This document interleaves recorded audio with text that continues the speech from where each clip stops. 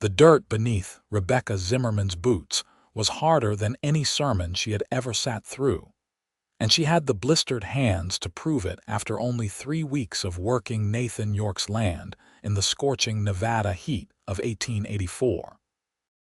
She drove the fence post into the rocky ground with the sledgehammer, her arms trembling from exhaustion, sweat running down her neck despite the bandana she had tied there that morning. The sun beat down on Tonopah Junction without mercy, turning the land into something that tested every soul who tried to tame it.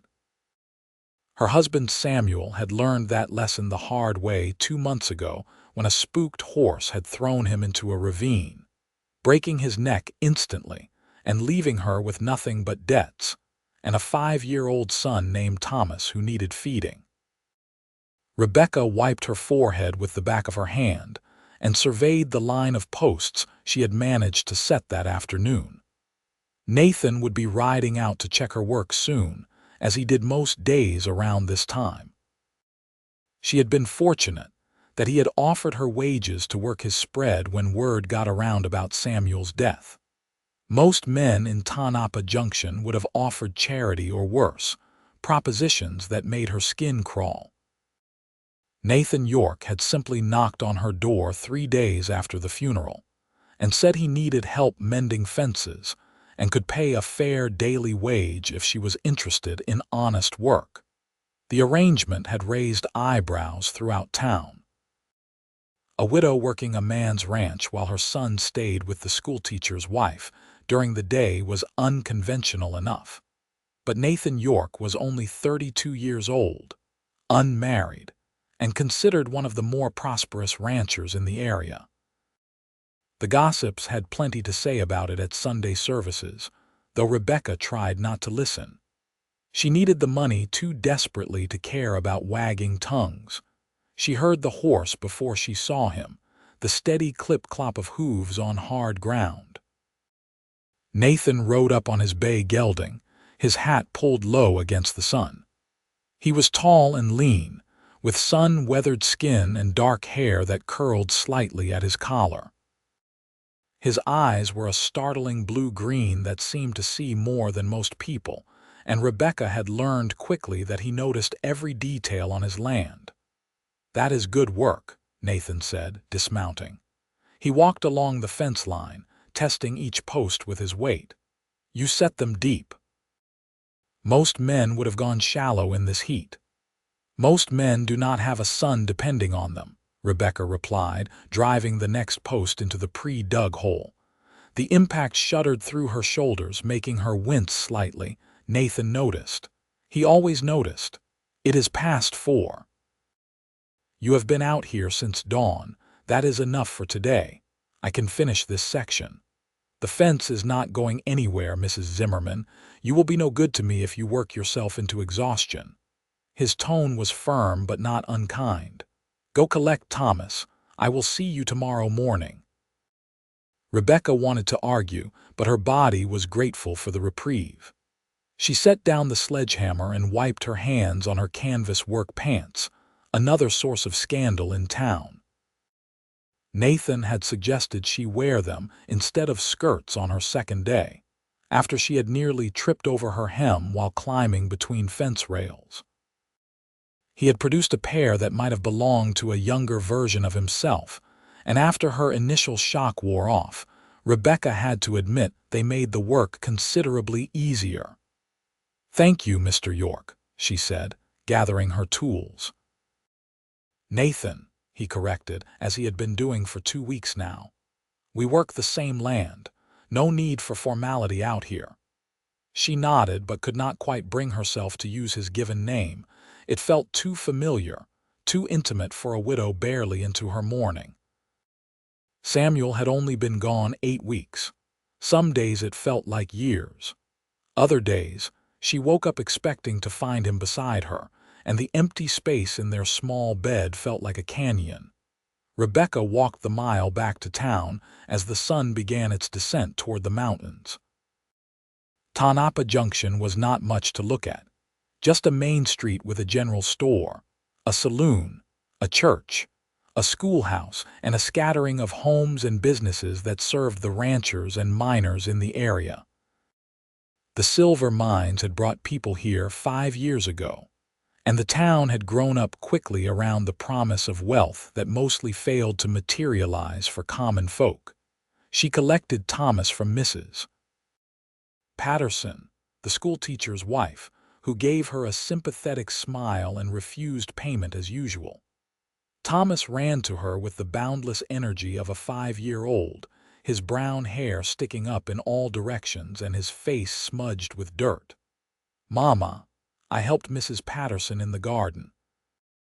I pulled weeds, did you now?" Rebecca smoothed his hair, her heart aching with love for him. He looked so much like Samuel, with the same wide brown eyes and gap-toothed grin. "He was a wonderful helper," Mrs. Patterson said. "You are welcome to leave him with me any time, Rebecca. I mean that." "You are too kind." Rebecca took Thomas's hand. "Say thank you to Mrs. Patterson." "Thank you, Mrs. Patterson," Thomas sang out, then tugged his mother toward home. "Can we have stew tonight? I am so hungry I could eat a whole cow." "We will see what we have," Rebecca said, though she knew it would be beans and cornbread again.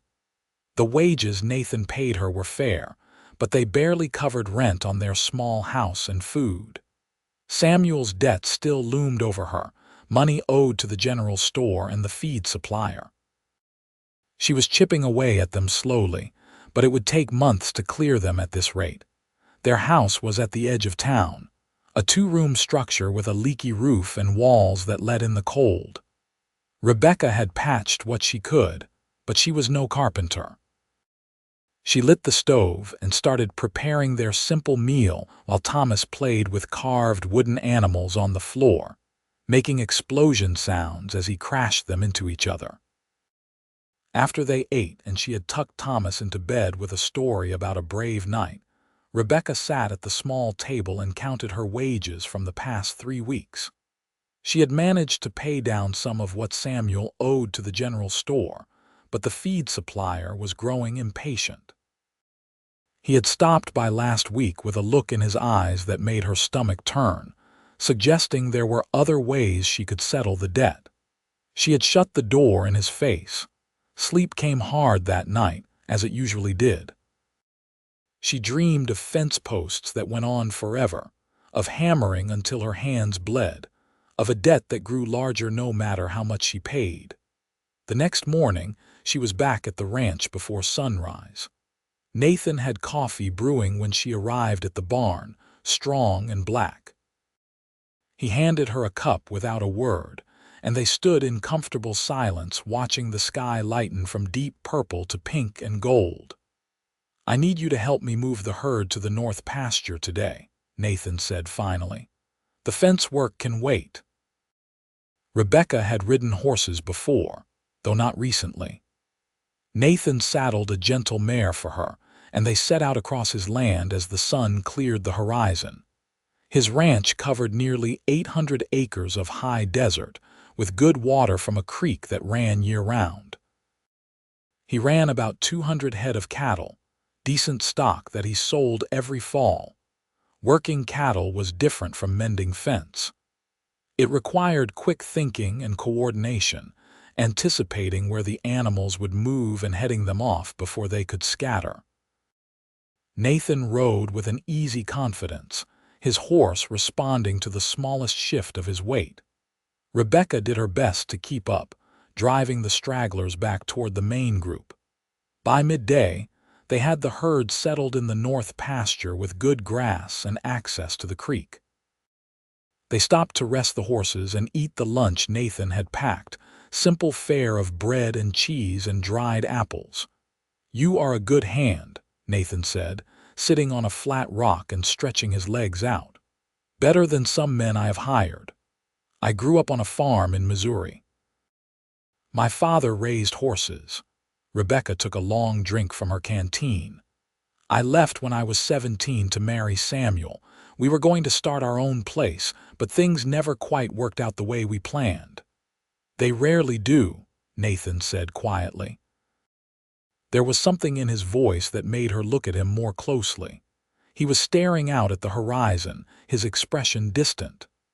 "Have you always ranched here?" she asked. "5 years. I came from Colorado after my father died. He left me some money, enough to buy this land and stock it." He paused, turning the canteen in his hands. "I was engaged once back in Colorado. She decided she did not want to move to Nevada, wanted me to sell and buy something closer to her family. That must have been difficult." "It was clarifying," Nathan said. "I realized we wanted different things. She wanted security and proximity to what she knew. I wanted to build something of my own. Neither of us was wrong, but we were not right for each other." Rebecca absorbed this, understanding something about him that had puzzled her. There was a loneliness to Nathan York that she recognized because she saw it in her own mirror. They were both people who had lost something and were trying to rebuild from the wreckage. They rode back to the ranch house in late afternoon. Nathan's home was modest but well built, a 4-room cabin with a covered porch and a view of the mountains. She had never been inside, but she could see lace curtains in the windows, a woman's touch that must have come from his mother or sister. "My mother made those before she died," Nathan said, catching her gaze. "She visited once, right after I built the house. Said it needed softening. She hung the curtains and made me promise to find a good woman to fill the place. I am sure she wanted you to be happy." "She wanted grandchildren," Nathan said with a slight smile. She was not subtle about it. Rebecca felt a pang in her chest. She had wanted more children with Samuel, but it had never happened after Thomas. Now that door was closed forever. Nathan seemed to sense her mood shift. "Same time tomorrow?" "Yes, thank you for the day's wage. You earned it." He tipped his hat to her. "Give Thomas my regards." She walked back to town as the evening shadows lengthened, her muscles aching but her mind quieter than it had been in weeks. There was something peaceful about hard work, about being too tired to think about everything she had lost. Nathan York was a good man to work for, fair and respectful. She was lucky to have the job, even if it meant enduring the gossip. Sunday arrived, and Rebecca dressed Thomas in his best clothes for church. She wore her black morning dress, still the only good dress she owned. The church was full, as it always was, with families filling the pews. She sat in the back with Thomas, who fidgeted through the entire service. After the final hymn, Rebecca tried to slip out quickly, but Clara Henderson caught her arm. Clara was the banker's wife, a woman with a sharp nose and sharper opinions about how people should conduct themselves. "Rebecca, dear, I have been meaning to speak with you," Clara said, her voice dripping false sweetness. "About your working arrangement with Mr. York." "What about it?" Rebecca kept her tone neutral. "Well, it is just that people are talking, and I would hate for your reputation to be damaged. A young widow working alone with an unmarried man, it is not proper. People might get the wrong impression." Rebecca felt her temper flare. "The impression that I am trying to feed my son and pay my late husband's debts through honest work. How scandalous!" Clara's eyes narrowed. "There is no need for that tone. I am only trying to help. There are other ways you could manage. The church has funds for widows in need." "I do not need charity, Mrs. Henderson. I need wages for work done, which is exactly what I am getting." Rebecca steered Thomas out of the church before Clara could respond. Her hands were shaking with anger and humiliation. She knew people were talking, but hearing it said so plainly made it worse. She was doing nothing wrong, nothing shameful, yet she was being judged for simply trying to survive. "Mama, why was that lady being mean to you?" Thomas asked as they walked home. She was not being mean exactly. She was just confused about some things. She looked mean. Rebecca could not help but smile. "You are very perceptive for 5 years old." They spent the afternoon together, a rare treat. Rebecca washed their clothes and hung them to dry while Thomas played in the small yard behind their house. She was beating dust from their bedding when a rider approached.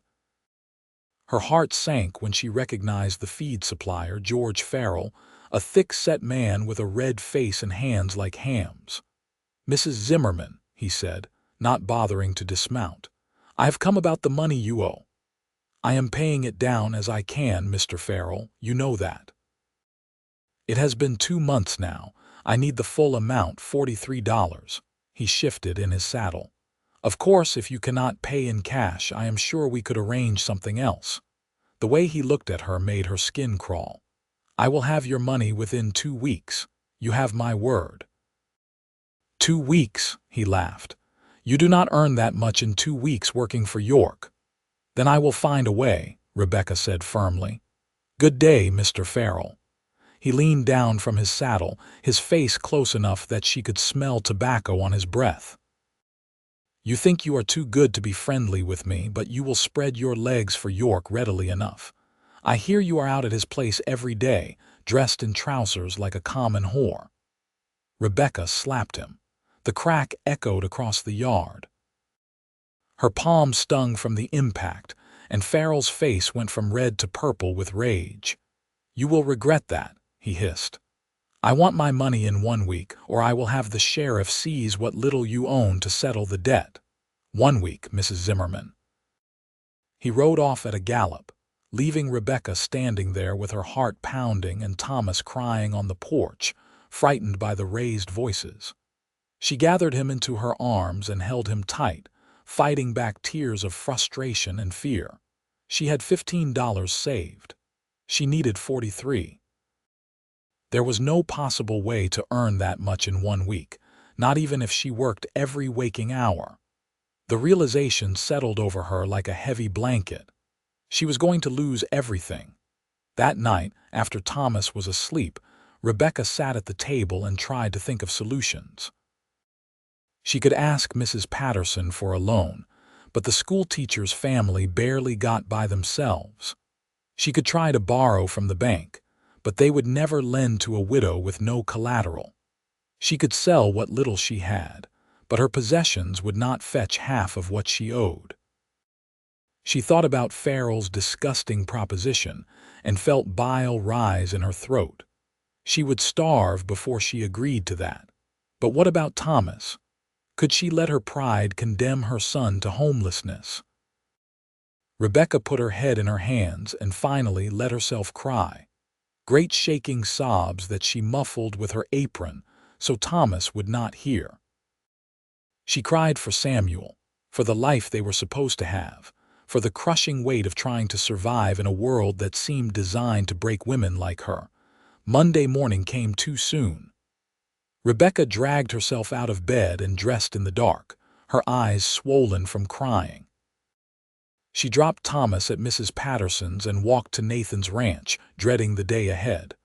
Her problems felt insurmountable, and she had no idea what she was going to do. Nathan took one look at her when she arrived and frowned. "What happened?" "Nothing. I am fine." "You are not fine. You look like you did not sleep." He poured her coffee and pressed the cup into her hands. "Talk to me." Rebecca shook her head. "It is not your concern. You work for me. If something is wrong, it is my concern." His voice was gentle but insistent. "Please, Rebecca." The use of her given name broke something in her. The whole story came tumbling out. Farrell's visit, his ultimatum, the money she owed and could not possibly pay, his vile suggestions. Nathan listened without interrupting, his jaw tightening with each word. When she finished, he was quiet for a long moment. Then he said, $43. "Yes, but I cannot borrow from you. I am already in your debt for the work you have given me. I am not offering a loan." Nathan set down his coffee cup. "I am going to pay the debt." "What?" "No, I could never accept that." "I will pay the debt," Nathan repeated, his tone leaving no room for argument. "And you will not have to worry about George Farrell again." "Nathan, I cannot let you do that. It is too much." "It is done." He stood up. "Get your horse. We are riding into town." Rebecca wanted to protest further, but the relief flooding through her was too overwhelming. She followed him in a daze as they saddled up and rode to Tanapa Junction. Nathan went directly to Farrell's feed store, Rebecca trailing behind him. Farrell looked up from his ledger when they entered, his eyes narrowing when he saw them together. "York, Mrs. Zimmerman, come to beg for more time. We have come to settle her account," Nathan said coolly. He pulled bills from his pocket and counted them onto the counter. $43. "That clears her debt in full." Farrell's mouth opened and closed like a fish. "Now hold on. Mark it paid," Nathan said. "And if I hear that you have bothered Mrs. Zimmerman again, you and I are going to have a serious problem. Do you understand me?" Something in Nathan's voice made even a man like Farrell back down. He nodded slowly and made a note in his ledger. "Paid in full," he muttered. Outside, Rebecca felt lightheaded. "I do not know what to say." "Then do not say anything, just keep working for me, that is all I ask." "But $43, that is more than a month's wages even at what you pay me. It will take me forever to work that off." Nathan stopped walking and turned to face her. "I am not asking you to work it off. I am not keeping a ledger of what you owe me. I paid the debt because I could and because Farrell is a bastard who was taking advantage of your situation." "Why would you do that for me?" He looked at her for a long moment, something unreadable in his eyes. "Because I have money sitting in the bank doing nothing and you needed help." It is not complicated. But it was complicated, and they both knew it. A man did not give a woman that kind of money without expecting something in return, not in Rebecca's experience. Yet Nathan was already walking back toward the horses, clearly considering the matter closed. They rode back to the ranch in silence. Rebecca's mind was spinning. She felt grateful and confused and worried all at once. What did Nathan want from her? What would people say when they found out he had paid her debt? The gossip would be 10 times worse than before. As if reading her thoughts, Nathan said, "Farrell will not talk about this. He is too embarrassed that you slapped him. I heard about that, by the way. Half the town heard about it." Rebecca felt her cheeks burn. "He said something vulgar. I did not think, I just reacted." "He deserved worse than a slap." Nathan glanced at her. "You should not have to deal with men like him, with any of this." "Welcome to widowhood," Rebecca said bitterly. "When Samuel was alive, I was invisible. Now that he is gone, I am either an object of pity or prey." "You are neither of those things." "Then what am I?" Nathan reined in his horse. They were halfway between town and the ranch, surrounded by empty land under an endless sky. "You are a strong woman doing what she has to do to take care of her son. You are a good worker and a good mother. And you deserve better than what this town thinks of you." Rebecca felt tears prickling her eyes again, but these were different from the ones she had cried last night. "Thank you," she whispered. They continued to the ranch and worked side by side the rest of the day, clearing brush from the creek bed. It was hot, miserable work, but Rebecca threw herself into it with renewed energy. The weight of Farrell's debt was gone. She could breathe again. Over the following weeks, a new rhythm established itself. Rebecca arrived early each morning, and Nathan always had coffee ready. They worked together on various tasks around the ranch, and she learned that she enjoyed his company. He was quiet but thoughtful, with a dry sense of humor that caught her off guard sometimes. He told her stories about growing up in Colorado, about learning to ride before he could walk, about the father who had been hard but fair. She found herself telling him things too, memories of her childhood in Missouri, of meeting Samuel at a church social when she was 16, of the hopes they had carried west with them. It felt good to talk about Samuel without crying, to remember him as he had been before disappointment and debt had worn him down. Thomas started asking about Mr. Nathan, wanting to know what they did all day at the ranch. One Saturday, Nathan invited them both out to see the place. Thomas was beside himself with excitement, running from the barn to the chicken coop to the horses, asking 1,000 questions. Nathan answered each one with patience, even lifting Thomas onto the gentle mare so the boy could sit in the saddle. "Can I be a rancher when I grow up?" Thomas asked, his face shining with joy. "If that is what you want, I am sure you will be a fine rancher," Nathan said. Rebecca watched them together and felt something shift in her chest, a feeling she was not ready to examine too closely. Nathan was good with Thomas, treating him like a person rather than a nuisance. Samuel had loved their son, but he had never been particularly playful or patient with him. She had forgotten what it looked like when a man took genuine interest in a child. Autumn arrived, bringing cooler temperatures and the endless work of preparing for winter. Nathan hired 2 additional hands for the fall roundup, cowboys who drifted through looking for seasonal work.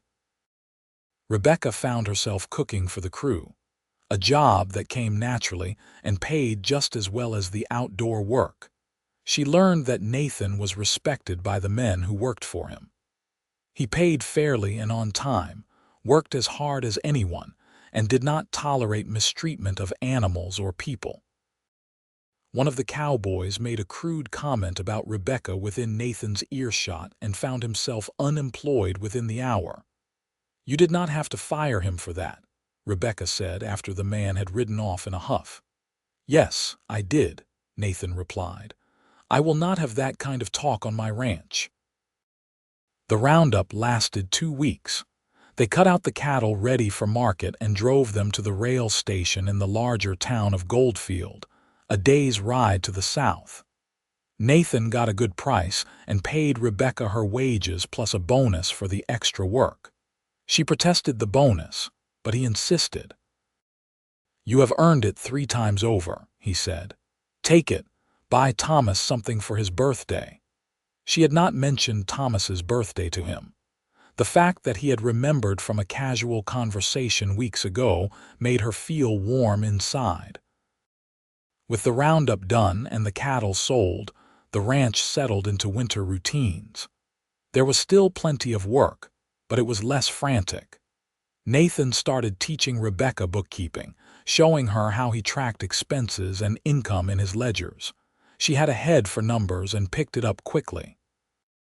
They fell into a pattern of working in the morning and spending afternoons in the ranch house going over accounts or planning for spring. It was during one of these quiet afternoons in late October that Nathan said, "I need to talk to you about something." Rebecca looked up from the ledger she was reviewing. Something in his tone made her nervous. "What is it?" "Clara Henderson came to see me last Sunday after church. She had some concerns she wanted to voice about our working arrangement." Rebecca felt her stomach drop. "What did she say?" "That it was inappropriate for you to be spending so much time here, that people were talking, that it was not proper for a widow in mourning to be alone with a bachelor." He paused.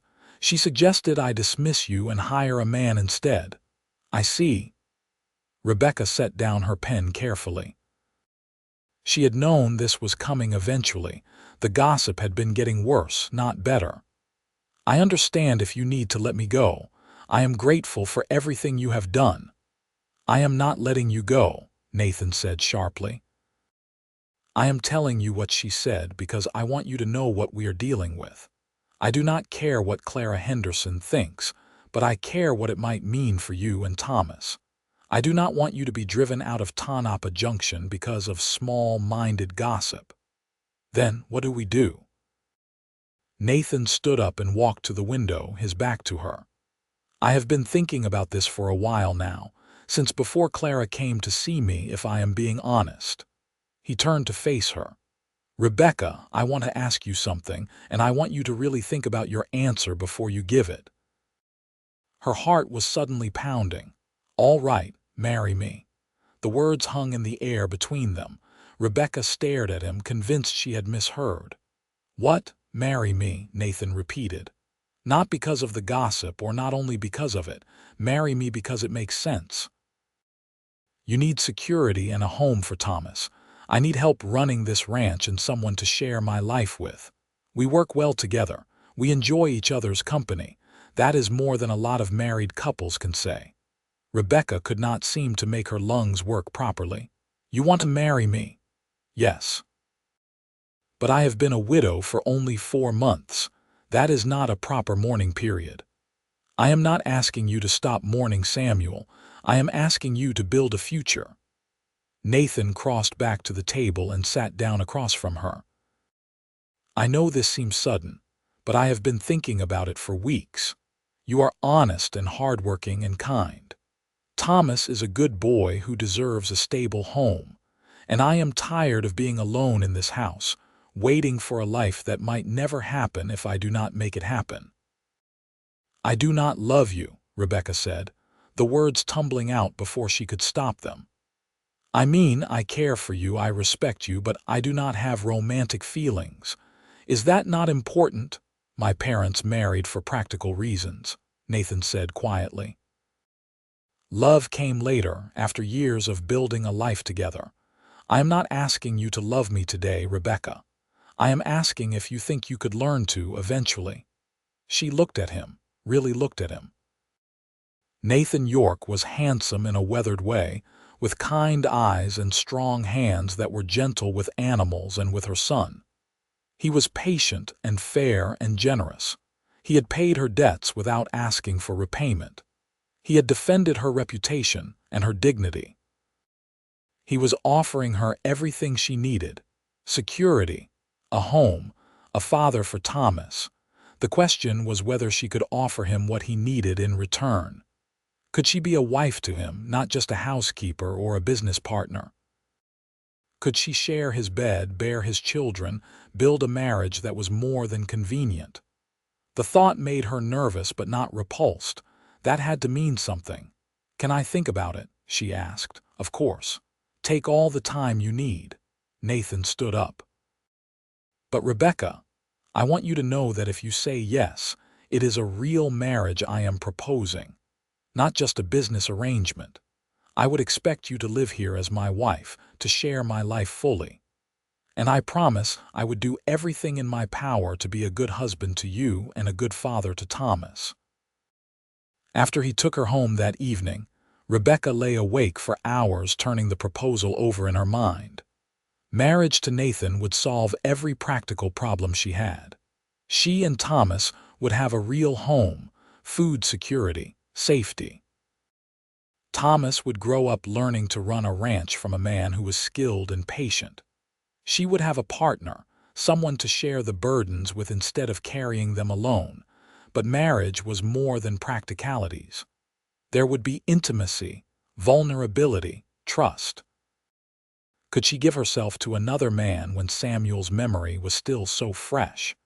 Was it wrong to marry without love? Would Nathan grow to resent her if her feelings never deepened beyond friendship and respect? She thought about the afternoons they spent together, going over the ranch accounts and planning for the future.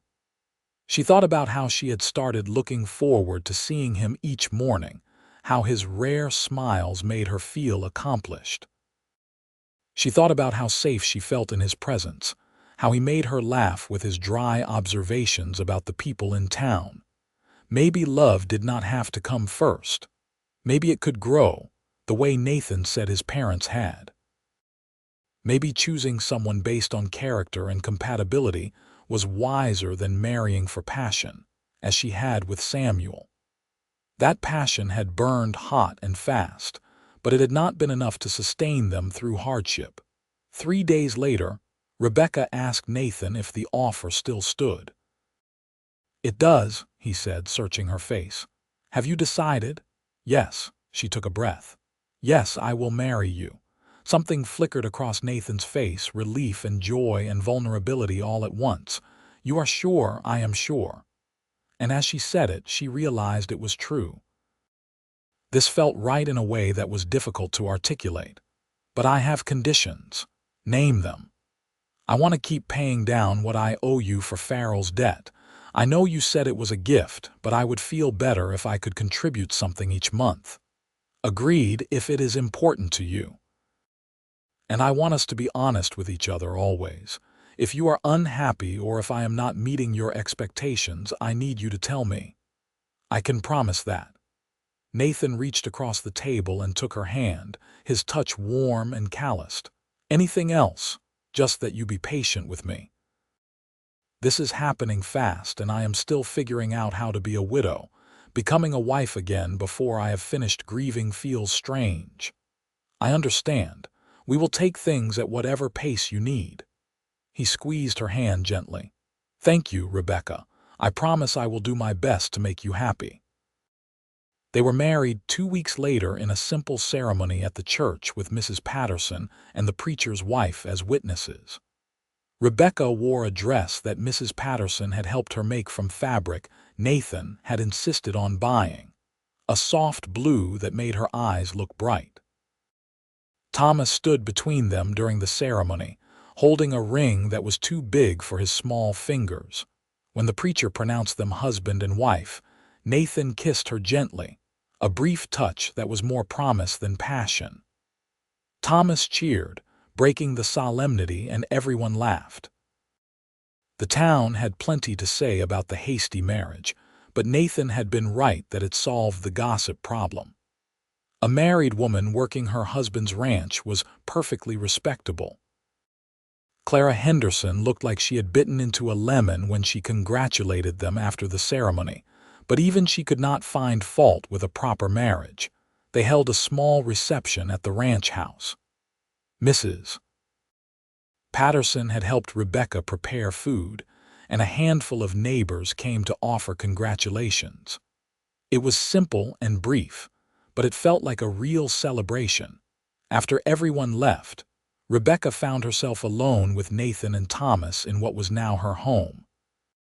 She looked around the rooms she had been in dozens of times, but never as the woman of the house. Nathan had moved her few belongings earlier that day, and Thomas's wooden animals were already scattered across the floor. I put your things in our room, Nathan said, and there was a slight emphasis on our that made her stomach flutter. Thomas can have the small room next to it. I cleared out the storage to make space for him. Thank you. Rebecca suddenly felt shy, uncertain. This was her wedding night. There were expectations, things married people did. She had done them with Samuel, but that had been different. She had been 17 and in love, and everything had felt natural even if it was awkward at first. Nathan seemed to sense her discomfort. It has been a long day. Why don't you get Thomas settled in bed? I will take care of the horses. She nodded gratefully and took Thomas to explore his new room. It was small but cozy, with a real bed and a window that looked out toward the mountains. Thomas was asleep almost as soon as his head hit the pillow, exhausted from the excitement. Rebecca went to the room she would share with Nathan. Their room. Her things looked strange mixed with his, her brush next to his razor on the dresser, her nightgown hanging on a peg by his shirts. The bed was larger than she was used to, covered with a quilt that must have been his mother's work. She changed into her nightgown and sat on the edge of the bed, her heart racing. She heard Nathan come back inside, the sound of him moving through the house, checking locks and banking the fire. His footsteps approached the bedroom, and then he was there in the doorway, his hat in his hands. "You look terrified," he said gently. "I am sorry. I just do not know what you expect tonight." Nathan set his hat on the dresser and sat down beside her, careful to leave space between them. "I expect to sleep in my own bed with my wife beside me. Nothing more, not until you are ready. But we are married. You have rights." "I have no rights that supersede your comfort," Nathan said firmly. "Rebecca, look at me." She did, and his eyes were steady and kind. "We have all the time in the world. There is no rush. I meant what I said about going at your pace." The relief that flooded through her was overwhelming. "Thank you. Come here." He opened his arms, and after a moment's hesitation, she leaned into him. He held her loosely, his chin resting on top of her head. "We are going to figure this out together. I promise."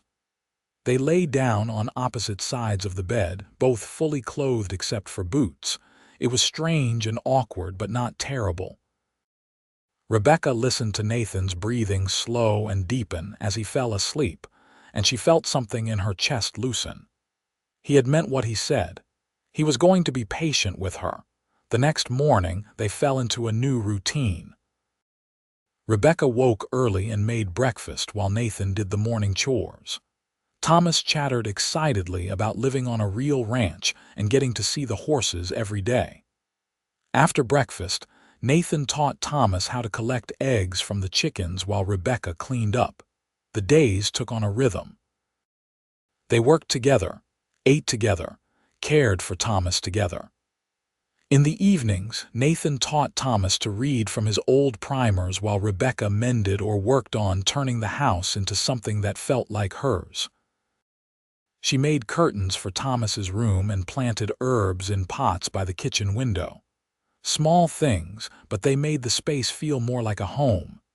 At night, they shared the bed chastely, always clothed, always careful. Nathan never pushed or pressured. He kept his word about patience, even when Rebecca knew it must be difficult. She began to relax around him, to lean into him when they sat together looking over the ledgers, to laugh at his jokes without second-guessing herself. One evening in December, after Thomas was asleep, they sat by the fire together. Nathan was carving a small horse for Thomas's Christmas gift, and Rebecca was hemming a new shirt for him. The domestic piece of it struck her suddenly. This was marriage, she realized. Not just the big moments, but these quiet evenings of shared work and comfortable silence. "What are you thinking about?" Nathan asked, glancing up from his carving. "That I am glad I said yes," Rebecca answered honestly.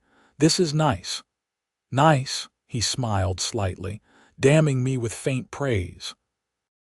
"You know what I mean. This feels right. Easy." "It does." He set down his carving and looked at her. "You seem happier than when we first married." "I am. I feel settled." She set down her sewing. "Nathan, I want you to know that I am grateful for your patience. I know this is not what you expected from a marriage. It is exactly what I expected. I told you we would take things slow. But you have been sharing a bed with your wife for 6 weeks without any of the benefits of marriage. That cannot be easy for a man." Nathan's ears went slightly red. "I am managing fine. When you are ready, it will happen naturally. I am not worried about it." Rebecca studied him in the firelight. He was a handsome man, she could admit that now. Handsome and kind and endlessly patient. She had been so worried about what he would demand of her that she had not stopped to think about what she might want to give freely. She stood up and crossed to his chair, her heart pounding. Nathan looked up at her with confusion and something else, something that made her feel brave. She leaned down and kissed him.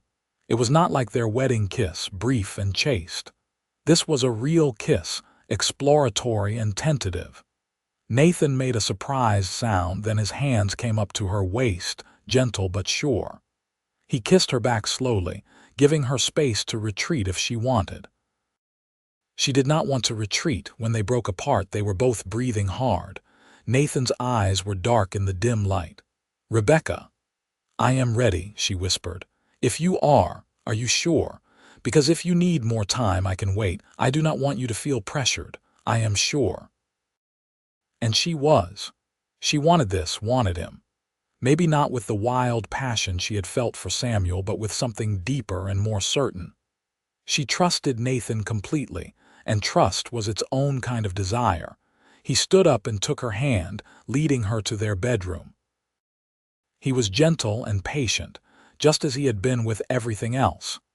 He took his time, making sure she was comfortable, checking in with her. It was different from what she remembered with Samuel, slower and more deliberate. When it was over, he held her close and stroked her hair, and Rebecca felt tears slip down her cheeks. "Did I hurt you?" Nathan asked, alarmed. "No, these are happy tears, I think." She wiped her eyes. "I just did not expect to feel so much." "What do you feel?" "Safe. Cherished." She hesitated, then added, "The beginning of something that might be love eventually." Nathan kissed her forehead. "That is more than enough for now." Winter settled over the ranch, bringing cold and snow. Rebecca learned to navigate the rhythms of Nathan's work, helping with feeding and checking on cattle, making sure the water sources did not freeze solid. Thomas thrived, growing sturdy and confident under Nathan's guidance. He started calling Nathan Pa without being prompted, and the first time it happened, Rebecca saw Nathan's eyes shine with emotion. Christmas was simple but joyful. They exchanged small gifts, and Thomas was delighted with his carved horse and new boots. Nathan gave Rebecca a locket that had belonged to his mother, a delicate piece that she treasured immediately. "I want you to have it," he said as she fastened it around her neck. "My mother would have liked you. She would have said you were exactly the right woman for me." "I hope that is true," Rebecca said softly. "I know it is." The new year of 1885 arrived with a brutal cold snap that lasted 3 weeks. They were confined to the house more than usual, which meant Rebecca got to know Nathan in new ways. She learned that he sang badly when he thought no one was listening, that he had a weakness for molasses cookies, that he was terrible at checkers but too competitive to admit it. He learned that she could sketch beautifully, that she knew a shocking number of bawdy songs from her childhood, that she was fiercely intelligent about things she had never had the chance to study formally. Their intimacy grew deeper. Rebecca found herself reaching for Nathan first now, initiating kisses and touches. The shyness between them was fading, replaced by comfort and growing affection. She caught herself thinking of him during the day, wondering what he was doing, looking forward to seeing him. In February, she realized her monthly courses had not come. She waited another week to be sure, then told Nathan over breakfast. He dropped his fork, his face transforming with joy. "A baby, I think so. It is still early, but yes, I believe I am pregnant." Nathan came around the table and pulled her into his arms, kissing her soundly. Thomas looked up from his eggs with confusion. "Why is Pa so happy?" "Because you are going to be a big brother," Rebecca told him. Thomas considered this. "Will the baby play with me, eventually?" "Babies are very small and boring at first." "Oh." Thomas returned to his breakfast, already losing interest in the topic. Nathan could not stop smiling for days. He became even more protective of Rebecca, not wanting her to lift anything heavy or work too hard. She had to remind him several times that she was pregnant, not dying, and that women had been doing hard work while expecting babies since the beginning of time. "I know that," Nathan said, "but you are my wife and I am going to take care of you." The possessive warmth in his voice made her feel cherished rather than constrained. She realized with some surprise that she liked being his wife, liked belonging to him and having him belong to her. It was different from her first marriage, less consuming but more solid. Spring arrived with the usual chaos of calving season. Rebecca was 4 months along now, starting to show, and Nathan insisted she stay closer to the house. She did not argue too much, since she tired more easily these days. She kept the books and cooked for Nathan and the 2 hands he had hired for the season, and spent her afternoons teaching Thomas his letters. One afternoon in April, a woman arrived at the ranch on horseback, riding astride in a way that would have scandalized Tonopah Junction.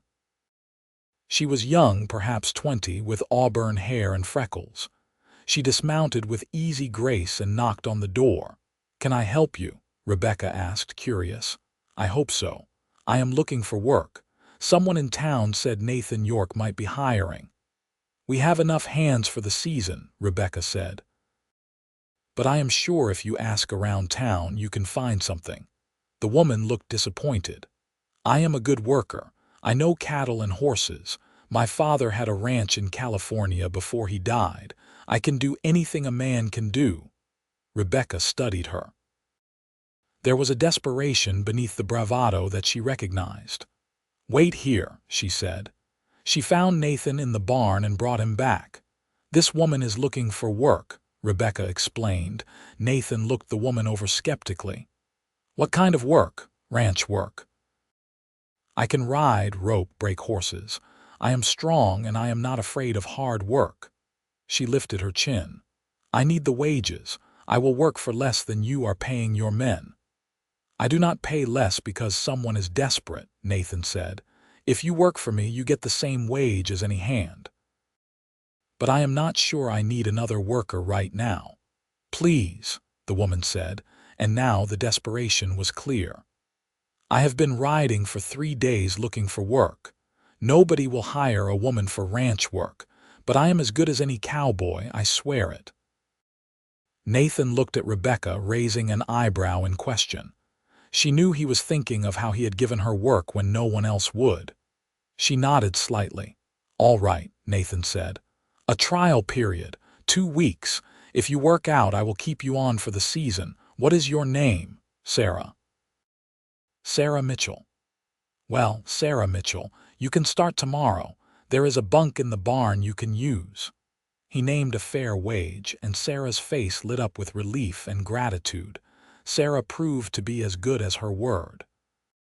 She worked harder than most men Nathan had hired, never complaining and always willing to take on the worst jobs. Rebecca liked her immediately. Sarah was funny and irreverent, with stories about growing up on a California ranch that made Thomas howl with laughter. "Thank you for convincing him to hire me," Sarah said one evening when they were washing dishes together. "I was about at the end of my rope. Literally, I had $10 left and nowhere to go." "I know what that feels like," Rebecca said. "Nathan gave me work when I was desperate too. He is a good man. You are lucky to have him, and he is lucky to have you." Sarah glanced at Rebecca's rounded belly. "When are you due?" "September, I think. It is hard to know exactly. Your first?" "My second. I have Thomas from my first marriage." Rebecca hesitated, then added, "I was widowed before Nathan and I married." "I figured it was something like that. The way you two are together, it is still sort of new, but you can tell there is real affection there."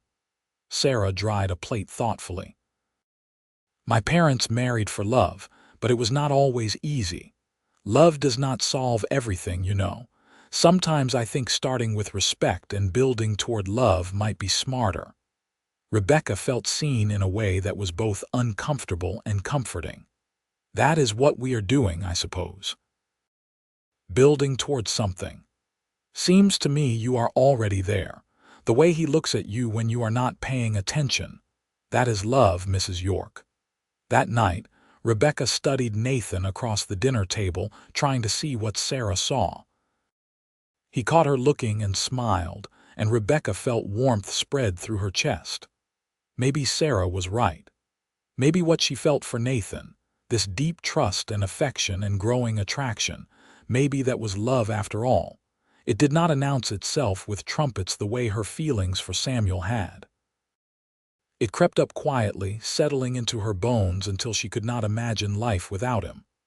"What?" Nathan asked. "Nothing. I am just glad I married you." His smile widened. "I am glad you married me too." Across the table, Thomas made a gagging sound. "You two are so mushy." "You will understand when you are older," Nathan said, reaching over to ruffle Thomas's hair. "I am never getting married. Girls are weird." "You might change your mind about that," Rebecca said, laughing. "Summer brought intense heat and hard work." Rebecca's pregnancy progressed well, though she moved more slowly now and had to rest frequently. Nathan fussed over her constantly, bringing her water and making her sit in the shade. She pretended to be annoyed but secretly loved the attention. In late July, a telegram arrived from Nathan's sister in Colorado, saying she wanted to visit before the baby came. Rebecca felt nervous about meeting Nathan's family, but he assured her that his sister was going to love her. Caroline York arrived a week later, a whirlwind of energy and opinions. She was 35, unmarried, and worked as a teacher in Denver. She took one look at Rebecca and pulled her into a hug. "Finally, someone to civilize my brother. I have been waiting for this day for years." "I am not sure how civilized he is getting," Rebecca said, but she liked Caroline immediately. Caroline stayed for 2 weeks, and Rebecca enjoyed having another woman around. They talked for hours about everything and nothing, and Caroline told stories about Nathan as a boy that made Rebecca see him in a new light. He had been serious even then, taking care of his younger sister after their mother died, working alongside their father to keep the ranch running. "He is the best man I know," Caroline said one evening when they were shelling peas on the porch. "I am so glad he found you. I was worried he would be alone forever out here." "I am glad I found him too," Rebecca said, and she meant it completely. The gratitude she felt for Nathan went beyond what he provided materially. He had given her space to grieve, time to heal, and patience to learn how to be someone's wife again. He had never demanded more than she could give, and in return, she found herself wanting to give him everything. When Caroline left, she whispered to Rebecca, "You make him happy. Do not ever doubt that." August was sweltering. Rebecca was 8 months pregnant and miserable, too hot and too big and too tired. Nathan set up a bed for her on the shaded porch so she could catch any breeze. Thomas brought her water and picked wildflowers to cheer her up. Sarah helped with the housework without being asked.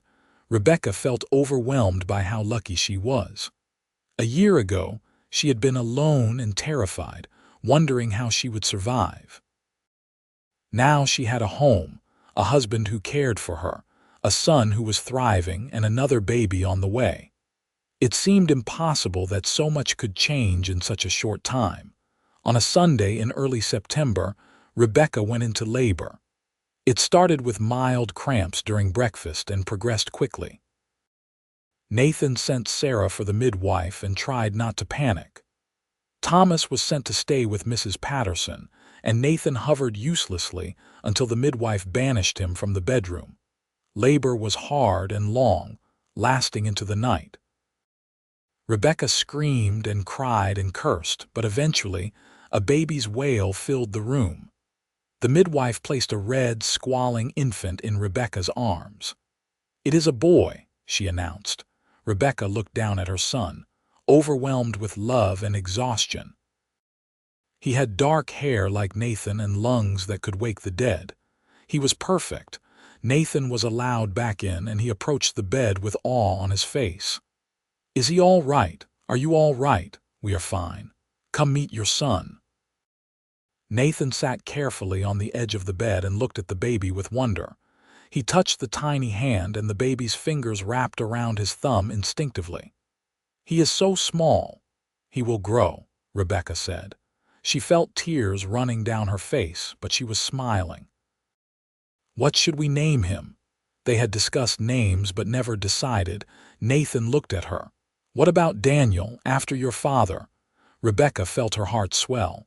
"Daniel York, I like that." The next weeks were a blur of exhaustion and joy. Daniel was a fussy baby, wanting to eat constantly and not sleeping for more than 2 hours at a time. Rebecca was tired in a way that went beyond physical, but every time she looked at her son, she felt grateful. Nathan helped as much as he could, walking with Daniel at night when he would not settle, changing diapers without complaint, doing extra work so Rebecca could rest. Thomas was fascinated by his baby brother, wanting to hold him and help with everything. By October, they had all adjusted to the new routine. Daniel was sleeping slightly longer stretches, and Rebecca felt almost human again. She and Nathan fell into bed exhausted every night, but they were happy. One evening, with both boys asleep, Nathan and Rebecca sat on the porch watching the sun set behind the mountains. He had his arm around her, and she leaned into his warmth. "Are you happy?" Nathan asked quietly. "Yes," Rebecca said without hesitation. I am happier than I ever thought I could be after Samuel died. You gave me that. You gave me a life again. You gave me one too, Nathan said. This house was empty before you. Now it is full of life and noise and family. That is all I ever wanted. Rebecca turned to kiss him, a soft press of lips that said everything she could not put into words. When they broke apart, she said, I love you, Nathan York. I think I have for a while now, but I wanted to be sure before I said it. His face transformed, joy and relief and love all at once. I love you too. I have loved you since long before I asked you to marry me. I was just afraid you would never feel the same. How could I not? You are the best man I know. They sat together as darkness fell, holding each other and planning for the future. The ranch was doing well, and they talked about expanding the herd in the spring. Thomas would start proper school soon. Daniel would grow and learn to walk and talk. There would be challenges ahead. Rebecca knew that. Life was never simple. But they would face those challenges together, as partners and as lovers. The years that followed were good ones. The ranch prospered under their joint management. Rebecca discovered she had a talent for breeding horses, and they added that to their operations. Thomas grew into a responsible young man who loved the ranch and planned to run it someday. Daniel was a wild child, fearless and curious, always getting into trouble. In 1887, they had another daughter named Grace, a calm baby who rarely cried and seemed to observe everything with serious eyes. In 1889, twin boys arrived, Samuel and James, named for Rebecca's first husband and Nathan's father. The house was full to bursting with children and love and chaos. Sarah stayed on at the ranch, becoming part of the family. She eventually married one of the neighboring ranchers, but she continued to help with the horses and to be Rebecca's closest friend. Caroline visited every year, watching her brother's family grow with satisfaction. The people of Tanapa Junction eventually stopped gossiping about the hasty marriage between the widow and the rancher. They had been proven wrong about any impropriety, and the York family was respected in the community. Rebecca served on the school board, and Nathan was known as a fair employer and good neighbor. On their 10th wedding anniversary, Nathan took Rebecca on a rare trip away from the ranch, leaving the children with Sarah and her husband. They rode up into the mountains to a meadow full of wildflowers, bringing a picnic and a blanket. You remember when I proposed? Nathan asked as they lay in the grass, looking up at the endless blue sky. Of course. I was terrified. I thought you were out of your mind. Maybe I was. But it was the best decision I ever made. Rebecca rolled onto her side to look at him.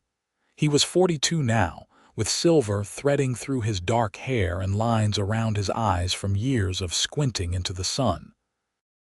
He was more handsome to her now than he had been at 32, seasoned and steady. It was the best decision I ever made too, she said. You gave me everything I needed when I had nothing. But more than that, you gave me time to heal and space to become someone new. You let me learn to love you at my own pace. I would have waited forever if I had to. He reached up to tuck a strand of hair behind her ear. You are the center of my whole world, Rebecca. You and our children and the life we have built. None of it means anything without you. She kissed him deeply, pouring 10 years of gratitude and love into it. They made love there in the meadow, surrounded by wildflowers and vast sky, and Rebecca felt complete in a way she never had before. They returned to the ranch as the sun was setting, riding side by side. Their children ran out to meet them, even Daniel, who was usually too proud for such displays. Nathan swept Grace up onto his horse, and Thomas took Daniel and the twins to tend to the animals.